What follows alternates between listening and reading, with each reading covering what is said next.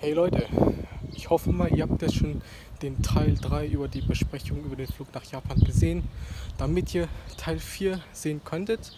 Und zwar reden wir jetzt mit Nam über die wichtigsten Themen, neue Informationen und auch noch die wiederholten Fragen, die ihr schon beim letzten Besprechung mit Nam noch nicht verstanden habt. Ich bin jetzt hier beim Hintereingang. Ich werde jetzt reingehen, werde zum Beispiel Befragungen über Einreisebeschränkungen, Visapässe, Visum, Formulare, Einschränkungen sowie auch noch Kosten und auch noch Challenges, Ideen alles mal anhören. Dann, ich hoffe, es euch gefällt, und wenn es gefällt, liked durch dieses Video und abonniert den Kanal, damit ihr die weiteren Parts und Streams nicht verpasst. Dann viel Spaß mit dem Video. Nach unglaublichen 2 Jahren plane ich schon die Japanreise. Jetzt ist die Frage, werde ich noch die Japanreise schaffen? Die Challenges? Wie werde ich die ganzen Arbeiten, die ich schon lange Zeit gemacht habe, alles bestehen? Das seht ihr in diesem Video und hinter der Tür. Wenn wir jemanden eigentlich noch finden, der ein Experte für Japanreisen ist und so weiter, dann habe ich hier rechts den Mitflieger Nam. Und hallo Nam. Hallo. Ich hoffe, du hast jetzt schon alles vorbereitet, denn es geht jetzt schon im 4. Teil darüber und 4 Leute fragen mich schon wieder, wer es ist, und stattdessen stelle ich mal kurz vor. Mein Name ist Nam Nguyen, ich bin 31 Jahre alt. Ich arbeite als Kellner hier. Ja, das war's.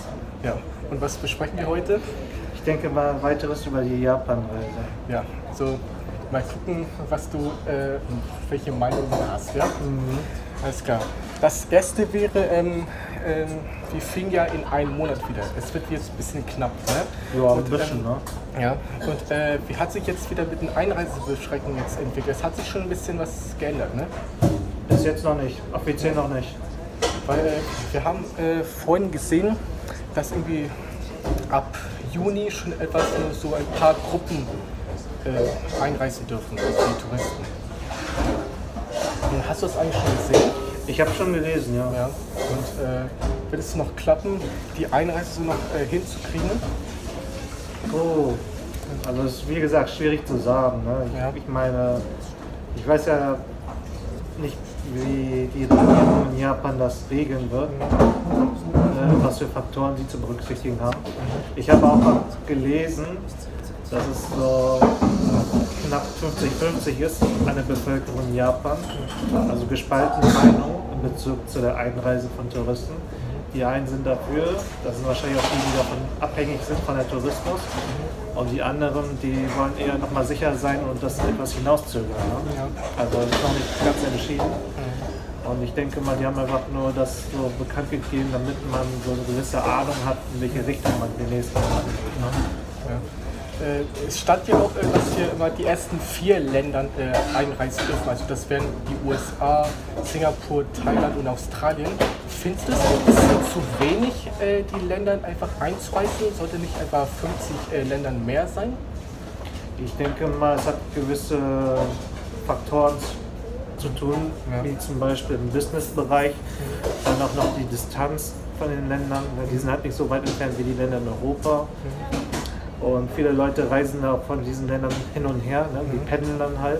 Das haben sie wahrscheinlich berücksichtigt, indem sie halt wahrscheinlich die Daten analysiert haben von den Leuten, die in den letzten Monaten, Jahren immer hin und her gereist sind. Ne? Ja, das ist dann wahrscheinlich der Grund. Und ich denke mal, das ist auch nur der Anfang. Ja. Wenn die sagen, dass sie ab Juni vielleicht vorhaben, das so nachzulassen, dann werden wahrscheinlich noch mehr Länder kommen. Ne? Ja. Wird es noch im Juni etwas ändern? Ich denke schon, dass es dieses Jahr ändern wird, aber ich denke nicht, dass es nächsten Monat sein wird. Es wäre etwas plötzlich und schnell. Ich denke, das wird ein bisschen dauern. Ja, wir müssen ja immer noch weiter beten, aber es kann schon zwar möglich sein, aber das müssen wir immer noch hoffen. Ja. Und wenn wir noch fliegen können, wer würde eigentlich denn mitkommen? Also wahrscheinlich 1 bis 3 Freunde, je nachdem, ob sie zu dem Zeitraum Zeit haben, und meine 2 Brüder. Wie heißen deine Brüder? Long und Sean. Und die Alter sind so um... Wie alt die sind? Ja, wie alt? 23 und 25. Vorhin hast du 23 und 26. Nein, 23 und 25. Ja, wirklich? Ja, wirklich. Okay, also wir fliegen ja insgesamt 4 Personen insgesamt, ne? Und wie teuer werden jetzt wieder die Kosten und Unterkünfte? Also grob gerechnet, Hin- und Rückflug sind ja ungefähr so 800 bis 1000 Euro für den Hin- und Rückflug. Dann für das Apartment würde es ja ungefähr so mit 30 bis 50 pro Person am Tag kosten, also pro Nacht eher gesagt. Wenn wir sagen, dass es für 14 Tage ist, dann könnte man so maximal auf die 700 rechnen. Minimal sind das dann 420. Dann muss man berücksichtigen, dass man pro Mahlzeit so im Schnitt 10 Euro ausgibt, das heißt pro Tag um die 30 Euro. Würde es dann wieder hochgerechnet sein für 14 Tage 420 Euro sein. Ja, wenn das natürlich so 840, ja, so 1640, 1840 um den Dreh. Natürlich kommen dann auch immer ein paar Kleinigkeiten hin, wie Snacks oder Sehenswürdigkeiten anschauen, besuchen oder Onsen besuchen, solche Sachen. Da kann man das ruhig auf 2000 aufrunden für die 2 Wochen. Ja, wer würde eigentlich alles denn bezahlen, die ganze Reise? Also ich denke mal, ich und meine Brüder, ne? Also jeder für sich. Ja. Wie viel muss ich denn eigentlich bezahlen? Also ich arbeite nicht, ne?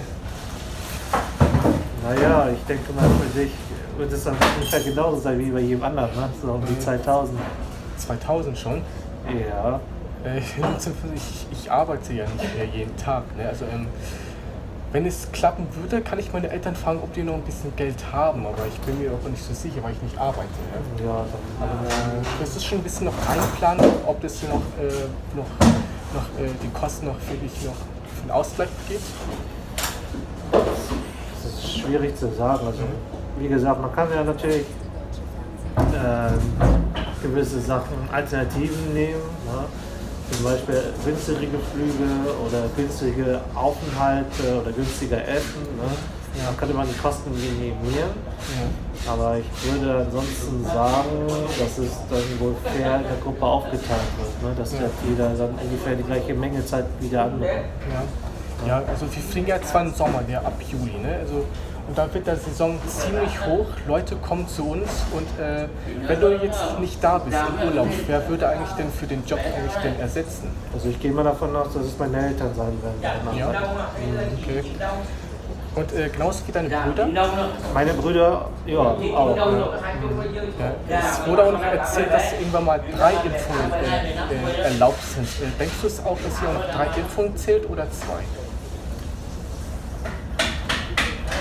Das ist ja schwierig zu sagen. Ich weiß jetzt nicht, wie das bei den Flughäfen geregelt ist, aber ich würde sagen, auf der sicheren Seite sollte man 3-mal impfen lassen. Ich glaube, selbst nach 3 Impfungen muss man auch einen negativen Test mitbringen für die Flüge. Ja, wirklich? Ja. Bist du schon 3-mal geimpft? Oder? Nee, ich bin noch zweimal mehr. Okay. Das 3. Mal werde ich machen, wenn ich Zeit habe. Ja, wir brauchen ja auch noch später noch so eine Art Visum, ne? Oder ein Formular. Ja, genau. Ja, und müssen wir jetzt eigentlich mal eigentlich das alles eintragen? Ja, also ich habe nur einmal ein Visum beantragt. Das war noch zu dem Zeitpunkt, wo ich noch keinen deutschen Pass habe. Als Deutscher braucht man ja kein Visum zu beantragen. Aber ich denke mal, unter den Auflagen muss man so oder so ein Visum beantragen. Aber damals, als ich ein Visum beantragen musste, dann musste ich ein Formular ausfüllen, das dann senden. Dann haben die erneut ein Formular gesendet mit einem Bogen, was ich ausfüllen müsste und schreiben sollte, wie mein Tagesplan, mein Wochenplan hier aber dann aussehen wird, was der Grund dafür ist, da hinzureisen, wie viel Geld man ungefähr dort ausgeben möchte, und da muss man noch dann einen Nachweis senden, wie viel man halt an Vermögen zur Verfügung hat, damit man sicher sein kann, dass derjenige auch reisen kann oder wieder zurückreisen kann, ohne irgendwelche Schulden zu machen. Das dauert dann immer hin und her. In der Regel würde es ungefähr so 2 Wochen dauern, und nachdem das vorbei ist, dann fährt man dann nach Hamburg und holt man dort den Pass ab. Ist doch am besten, dass wir jetzt schon in Kraft treten, oder? Also Visum beantragen sollte man auch erst tun können, wenn die Maßnahmen aufgelöst sind. Ja? Ja, früher geht's nicht. Also die Reihenfolge sieht folgendermaßen aus. Man wartet erstmal ab, dass es Neuigkeiten gibt. Dann wartet man weiter ab, bis es offiziell so geregelt ist. Dann beantragt man ein Visum. Parallel dazu sucht man die Flüge. Die Flüge muss man dann auch dort senden mit einem Nachweis, dass man die Flugtickets gebucht hat. Ja, dann wartet man, bis man den Pass bekommt und dann kann man anschließend reisen. Ja, also wir warten mal am besten ab, dass wir nochmal einreisen dürfen, ne? Also wie auf Visum und Formular, oder? Ja. Und wenn wir fliegen können, wie schwer muss das Gepäck sein? Das hat doch schon eine Grenze, ne? Ja, genau, so im Schnitt 20 bis 25 Kilo pro Person. Das ist immer von Airline verschieden, aber so in der Regel 20 Kilo. Ja. Wir müssen ja irgendwann mal zum Flughafen gehen. Und wie können wir jetzt mal zum Flughafen Hamburg hinkommen? Mit dem Auto oder mit dem Zug?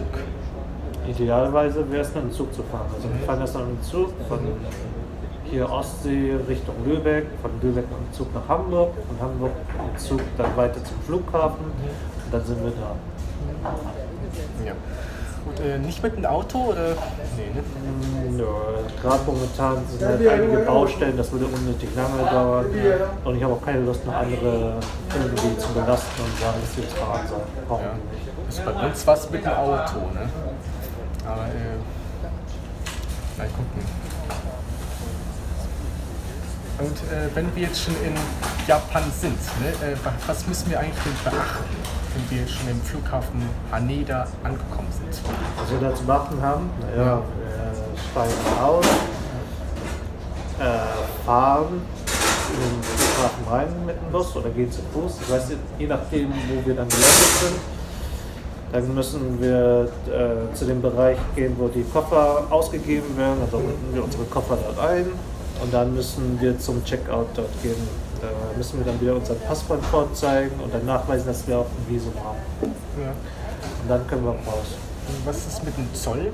Müssen wir etwas mit dem Zoll für den Reisepass geben? Soweit ich weiß, ist das nur für Deutschland relevant, wenn man also wieder zurückreist. Okay. Und wie waren eigentlich deine letzten Flüge? Ne? Also du warst jetzt zweimal in Japan, ne? Ja, genau. Welche Airline bist du denn geflogen und welche Stopps? Ich kann mich kaum noch daran erinnern.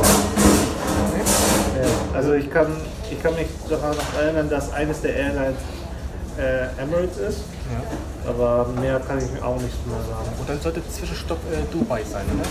Ja, genau. Okay. Ja, also dann weißt du schon Bescheid.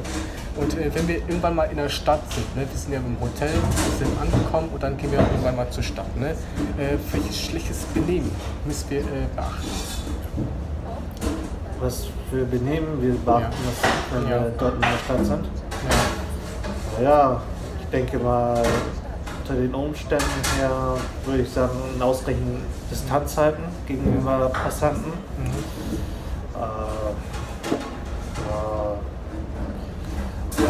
Nicht aufdringlich wirken, möglichst nicht so laut sein.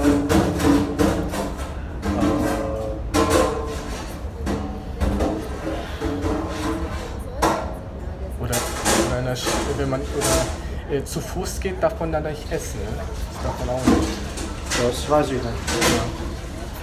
Und wie lange bleiben wir eigentlich in Japan? Ne? Weil wir müssen ja noch die ganzen anderen Städte, wie zum Beispiel Kyoto und Osaka und die weiteren Attraktionen. Wie lange bleiben wir eigentlich dort? Es hängt immer davon ab, wann wir dorthin reisen wollen. Also wenn es im Sommer ist, dann natürlich nur möglichst 2 Wochen, weil ich dann noch wieder hier arbeiten muss. Aber wenn es zum Beispiel im Herbst oder im Winter ist, dann kann es ruhig länger sein. Dann kann das ruhig ein Monat sein zum Beispiel. Naja, ich muss ja immer zur Schule gehen. Ne? Dann bleibt es bei 2 Wochen. Denn ich habe hier noch so eine Art Karte gemacht. Das haben wir schon seit letzter Woche gegeben, und zwar wie lange wir in Japan bleiben. Es stand ja bei uns 2 Wochen. Ne? Ja. Und das sieht aus zwischen 17 und 21 Tage. Und vielleicht habt ihr schon im letzten Video eigentlich das schon gesehen, wie es aussehen wird. Und für einen Tag, also wir bleiben ja insgesamt 19 Tage. Ne?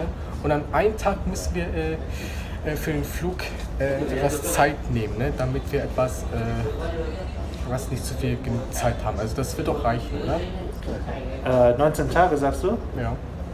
für den Flug, ich meinte für die ganzen Städte und Attraktionen. Innerhalb von Tokio, ja. Ja, also wir müssen ja noch durch Osaka noch zeigen. Ne? Osaka? Ja. Mhm. Weil ich habe das schon immer seit 1,5 Jahren immer schon gesagt, dass ich immer für dich immer das beste Japan-Reise sein wird. Ne? Mhm. Freust du dich eigentlich? Ich freue mich tierisch auf die Reise, ne? Aber ich nehme es dann auch eher gelassen. Ich bin einer, der nicht so große Vorfreude hat, erst wenn es auf dem endgültigen Tag ankommt. Mhm. Warum denn? Naja, damit ich auf das nächstbeste setzen kann, falls das Beste ausfällt. Ne? Ja. Mal gucken. Wenn wir genug Zeit haben, kannst du nochmal durch die Shinkansen da durchsausen. Ne? Mhm. Ja. Wird auch das Ticket für die Fahrkarten teuer sein? Ich denke mal. Ne? Ich meine, für so einen Luxus sollte man sicherlich so die 50 bis 100 Euro blechen. Ja, wir fahren keinen Luxus, ne? Also der Shinkansen ist schon ein Luxus, würde ich sagen. Ja. Aber ich bin noch nie damit gefahren, also kann ich auch nicht ganz genau sagen, wie der Preis ist. Aber ich würde schon mal so um die 100 Euro zurücklegen. Ja. Wenn es Luxus wäre, dann ja. Mhm. Später kommen ja noch Challenges, dass wir noch ab und zu in der Zwischenzeit machen. Ne? Und bekommen wir irgendwie mal das Einrad ins Flugzeug, dass wir irgendwie verpackt auf dem Koffer ins Flugzeug hinbringen? Eigentlich schon, oder? Also ich denke nicht, dass du es mit dem Koffer abgeben kannst, sondern dass du es separat dort anmeldest und dann abgibst. Müssen wir irgendwie auch bei der Airline irgendwas fragen? Ich denke schon, dass du es dort dann Bescheid geben solltest, bevor du das anmelden kannst und mit versenden kannst. Ja. Wie kann man es eigentlich verpacken, wenn wir eine Genehmigung haben? Das wird nicht verpackt, das wird einfach so abgegeben. Einfach so? Ja, einfach so. Du gibst es einfach dort. Es gibt eine spezielle Aufnahmestation. Dort sagst du, dass du es dann mit nach Japan nehmen willst. Dann werden sie es etikettieren und dann wird das dann mit der jeweiligen Airline versendet. Ne? Kann sein, dass du dann Gebühren zahlen musst, weil das dann nicht mit dem Ticket inbegriffen ist. Aber ansonsten ist es kein großes Problem. Ja. Okay, wenn es knapp wird, gibt es ja noch die erste Challenges. Die braucht man für ein Einrad. Und zwar ist es ja 50 Kilometer durch Tokio fahren. Und da müssen wir auf irgendwas mit Naboku-Line die Route folgen. Und willst du eigentlich da mitkommen? Zu Fuß oder mit dem Fahrrad? Nein. Nee? Nein. Warum nicht? Weil 50 Kilometer zu lang ist. Ja? Das ist wahrscheinlich ein halber Tag. Ich gehe dann garantiert nicht zu Fuß 50 Kilometer. Das ist so anstrengend für dich, oder was? Ja, ich bleib lieber im Hotel und glotz japanische Sendung. Das ist mir lieber. Naja, du musst ein bisschen Sport machen. Oh ja, ja, Sport kann ich auch zu Hause machen. Wir sind ja im Urlaub, ne? Naja, schon, aber du musst ja noch ein bisschen abnehmen, genauso wie ich. Ich brauche mehr Muskeln und dann wird das auch schon was. Ne? Ja, aber das muss man nicht unbedingt während der Urlaubszeit machen. Ne? Also wenn du möchtest, kannst du auch bei einem Bahnhof treffen, dann kannst du auch den Haltenweg laufen. Ne? Das geht auch. Ne? Dann bleibst du nach 25 Kilometer. Wenn du möchtest. Du kannst auch 10 Kilometer laufen. Ich gehe 1 Kilometer. Und dann gehe ich wieder zurück zum Hotel. Oder ich gehe zur Akihabara danach. Bist du faul? Ich bin nicht faul, ich will eher meine Zeit für andere Sachen nutzen. Ich meine, wir sind ja nur da für 19 Tage. Ne? Ja. Das ist einfach nur eine Zwischenzeit. Ne? Also, mit einer komme ich viel schneller als mit zu Fuß. Ne? Für 12 Stunden ist es zu lange zu Fuß. Ja. Also mit Fahrt kommt man viel schneller. Und die zweite Challenge ist für dich schon ein bisschen erleichtert, denn ich jongliere ja von 3 bis 8 Bällen. Ja? Und da laufe ich mal irgendeine Gegend und jongliere in so einen Spaziergängermodus durch die Stadt. Ja? Und wird es noch klappen? Solange du den nötigen Abstand hältst und nicht so viele Passanten behinderst, dann ja. Ja, eigentlich behindert die eigentlich nicht. Ne? Also ich schaue immer nach da oben und die können auch ausweichen. Ne? Das ist schon behindert. Ja? Das ist schon behindert. Und wo soll ich am besten gehen? Entweder gehst du durch einen Ort, wo nicht so viele Leute lang gehen, ne, wo die nicht extra um dich herumgehen müssen. Oder du machst eine andere Challenge, wenn du zum Beispiel einfach nur stehst und jonglierst. Wenn du spazieren gehst, wird es immer wieder zur Komplikation mit anderen Passanten führen. Ne? Weil in Japan, da scheinen die Leute sehr eilig zu haben. Ne? Die arbeiten sehr viel und haben dementsprechend nicht so viel Freizeit und dementsprechend beeilen sie sich dann auch, ne, wenn sie nach Hause gehen wollen und so. Oder wenn sie da einen kleinen Jungen sieht, der jongliert, dann sind sie bloß noch gestresster. Ne? Ja, es gibt ja noch so eine Tendenz bei einer Challenge. Ne? So bei um die 100% habe ich die Challenge bestanden, bei 90 nur ein Teil und bei 80 nur 2 Teile zu wenig. Wenn ich bei 70% bin, muss ich noch eine extra Strafe machen, aber die muss jetzt nicht so groß sein. Wie tiefer die Prozentzahl ist, desto stärker wird die Strafaufgabe. Ne? Und das wird zusammengefügt.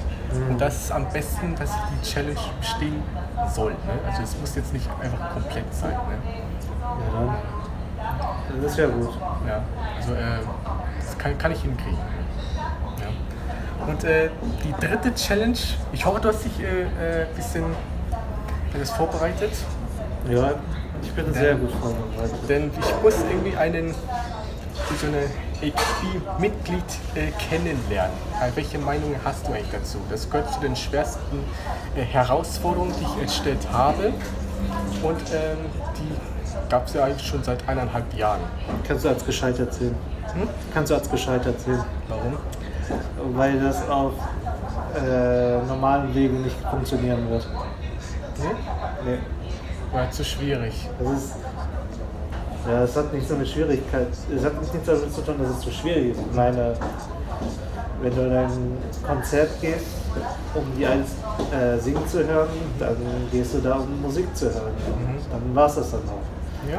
Und wenn das noch dazu noch so ein Handschüttel-Event gibt oder Handshake-Event, dann hättest du eine Möglichkeit für ein paar Sekunden diese Chance zu nutzen und die dann kennenzulernen, Anführungsstrichen. Ne? Aber das bleibt dann halt bei Händeschütteln, beim Begrüßen oder beim Bedanken und dann war es das noch. Ja. Es gibt ja zwar Leute, die haben es ja zwar geschafft, jemanden kennenzulernen, da muss man irgendwie die Sängerin ein bisschen beeindrucken, dann kann man das schaffen. Ne? Das sollte gehen. Haben die gesagt, wie sie die beeindruckt haben? Ja, entweder die singen einfach einen Song, die gesingt haben, und zwar sehr gut, und dann kann man das hinkriegen. Wenn man das einfach sehr gut singen kann, dann sollte es schon machbar sein. Wo haben die gesungen? Das ist sehr unterschiedlich. Das kann einfach entweder in der Innenstadt sein oder im Park, aber das kann man nicht einfach so rechtzeitig so sagen. Also fest steht es in der Bühne. Die haben irgendwo in der Stadt gesungen und irgendwo auf dem Park und rein zufällig ist dann eines der Idols da vorbeigegangen. Ja, das war schon lange her, ich kann mich nicht so kaum erinnern. Also auf so einen Zufall will ich mich nicht einlassen. Ne? Ich glaube, das ist eine sehr hohe Wahrscheinlichkeit, die nicht wirklich eintreffen wird. Ja. Ja. Dann, bei der 4. Challenge ist auch das Gleiche. Das hat einfach von den Abonnenten bekommen und ist genauso schlimm, wenn ich im Weltall reise. Ne? Und zwar muss ich hier mit mindestens 2 Bühnenauftritte mit diesen genauen Mitgliedern auftreten.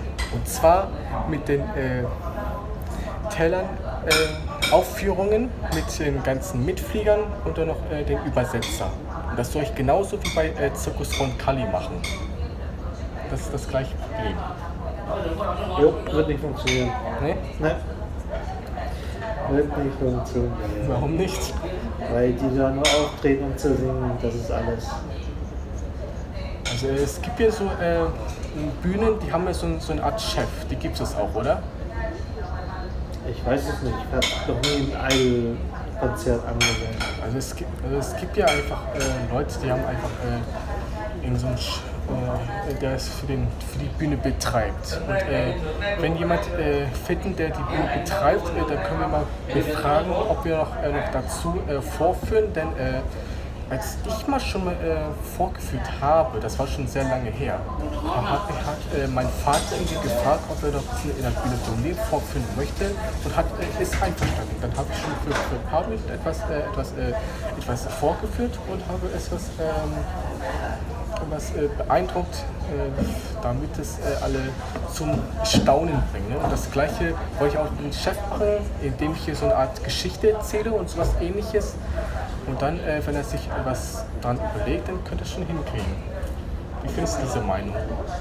Du meinst bezogen auf das Idol-Konzert, auf die Idol-Tribüne?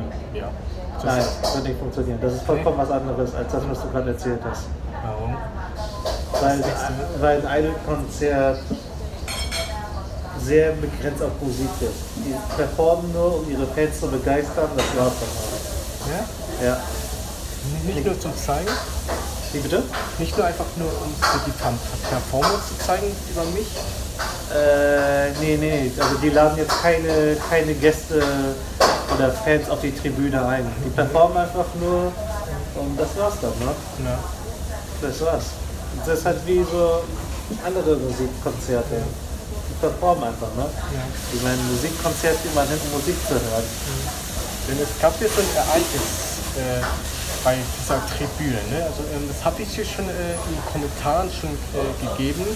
Und zwar schon vor 2 Monaten gab es ja noch so ein besonderes Ereignis und haben mit einer riesen Arena aufgetreten. Ne? Und das war am 3. April. Und die haben schon bei der großen Bühne aufgetreten und alles hier mal performt. Und das war die gleiche Bühne, die ich hier schon in den Kommentaren erzählt habe. Und wenn es klappt wird das die gleiche, so eine ähnliche Fähigkeit sein. Und was sagst du dazu? Bezogen auf das eine Konzert? Ja. Wird nicht klappen. Nee? Wird nicht klappen. Du musst halt berücksichtigen, die Japaner sind sehr zurückhaltend, ne? Ja.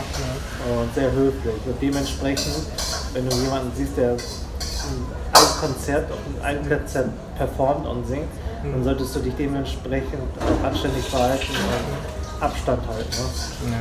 Und dementsprechend, weil es ums Abstand halten geht, denke ich auch nicht, dass sie irgendwie die Möglichkeiten nutzen würden, um Fans sich nachkommen zu lassen. Das lassen die nicht zu? Das lassen die nicht zu und die anderen Mitarbeiter in Konzerthalle lassen das nicht zu. Okay.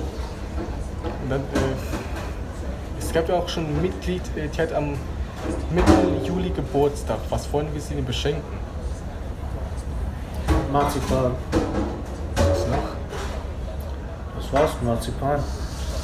Ich weiß ja nicht, dass das Flugzeug so gut geht. Das wird schon gut funktionieren. Ja, erlaubt ist eigentlich? Die erlauben das 100 Pro. Man kann das ja auch noch, wie zum Beispiel so Figuren, Beziehungsfähigkeit einfach hinbringen. Das geht ja auch. Blumen wäre schwierig und da könnte es schon ein bisschen auf die Hosen gehen. Wäre schon beim Marzipan schon besser? Ja, auf jeden Fall. Ne? Ja. Mhm. Hast du auch mal ausprobiert? Ja, ich habe es auch ausprobiert. Mhm. Ich habe sehr oft Marzipan gekauft und sehr oft Marzipan verschenkt. Ja. Mhm. Und die japanischen Ehrengäste haben sich sehr darüber gefreut. Ja? Mhm. Das hast du ausprobiert. Was? Und das hast du ausprobiert? Nein, ja, ich habe es ausprobiert. Ja. Aber ich war auch bei einer Convention. Ich war jetzt nicht offiziell ein Musikkonzert oder so. Ja.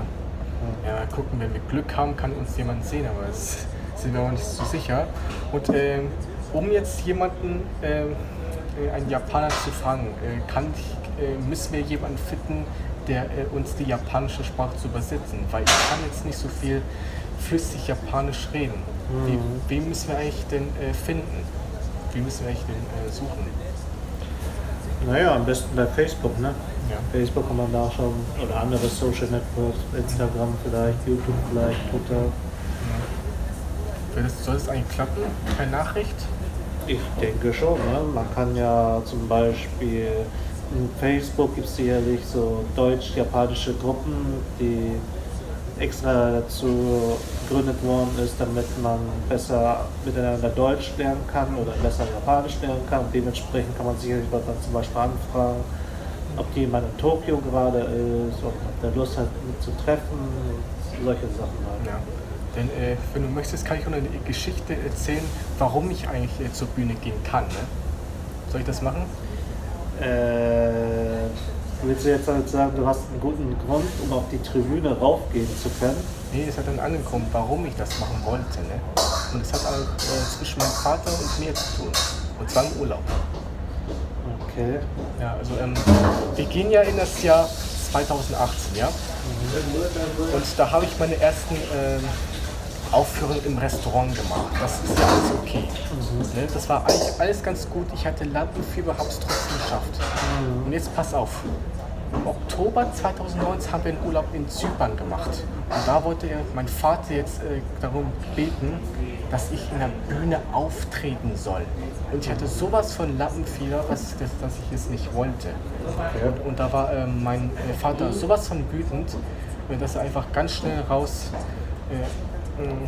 ins Hotel reinging. Und mein Bruder stand einfach so wie ein Nix. Und ich war einfach so geschämt, was ich gemacht habe. Wie kann ich das jetzt daran ändern? Und tatsächlich... Nochmal, geh nochmal 10 Sekunden zurück. Was hast du gemacht, damit dein Vater wütend geworden ist? Ich hatte ja sehr viel Lampenfieber, ne? Ja. Damals, ne? Und weil es sehr viele Leute waren und eine Bühne ist, hatte ich sowas von Lampenfieber, dass ich nicht hochgehen wollte und da vorführen wollte. Ne? Da war er sowas von wütend, dass er einfach ins Hotel reinging und einfach die Tür zuknallt. Und dann, mein Bruder stand einfach wie so eine, oh Scheiße, was soll ich machen?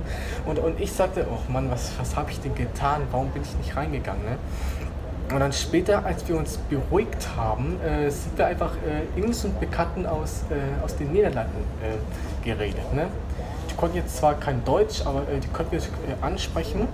Und den habe ich ja schon ein bisschen vorgeführt mit den 5 Bällen. Das war eigentlich ganz normal. Und da hat mein Bruder schon gesagt, dass ich irgendwie mal dran einfach mal rankämpfen soll. Und das war eigentlich die Gründe, warum ich einfach zur Bühne gehen soll. Ich wollte eigentlich mal zeigen, wie gut ich kann und meine Fehler einfach mal in den Griff zu kriegen. Ne? Deswegen wollte ich einfach diese große Bühne antreten, weil ich schon bei vielen Bühnenauftritten nicht gezeigt habe. Okay. Ja. Und denkst du, dass ich das ernst meine? Weil das war wirklich so, das habe ich auch schon im Video auch schon gemacht. Also nicht diesen Streit, sondern einfach mal schon den Urlaubsvlog schon gemacht.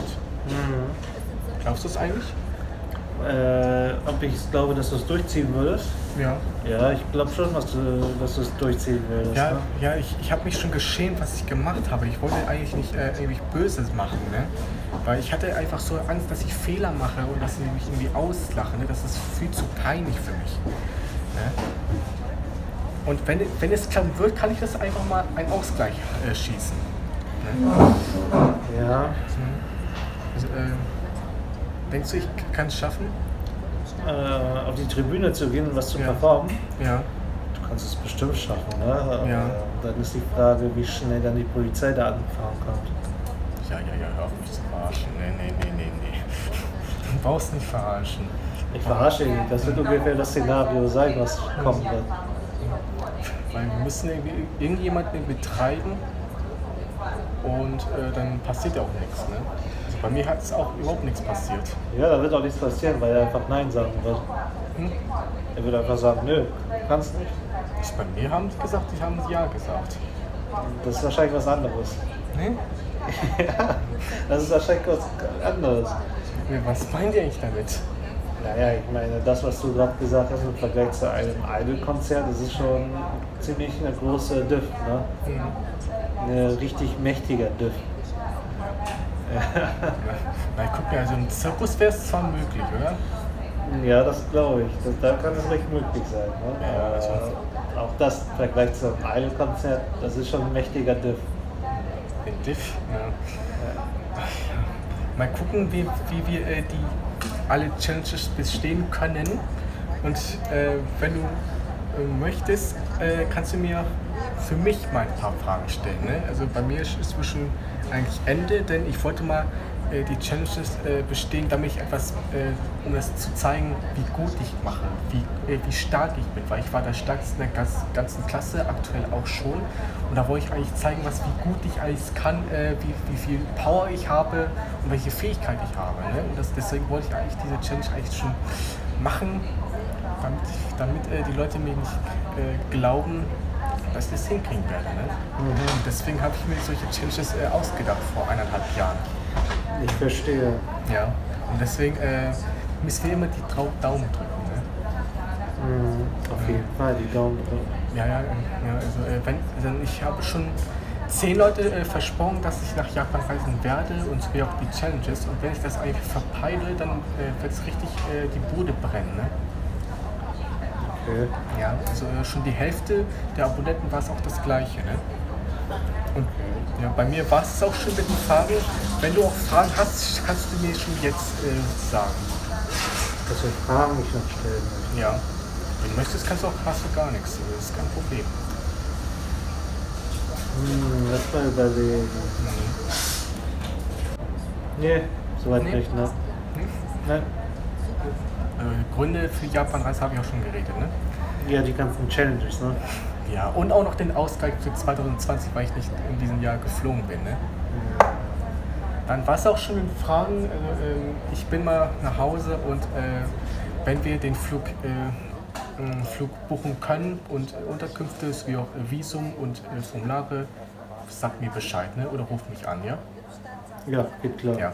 Also dann wünsche ich noch schönen Feierabend noch und später für nächste Woche auch noch für Heiligabend, für den beweglichen Ferientag, wie auch noch für den Vatertag und dann wünsche ich euch noch einen schönen Abend.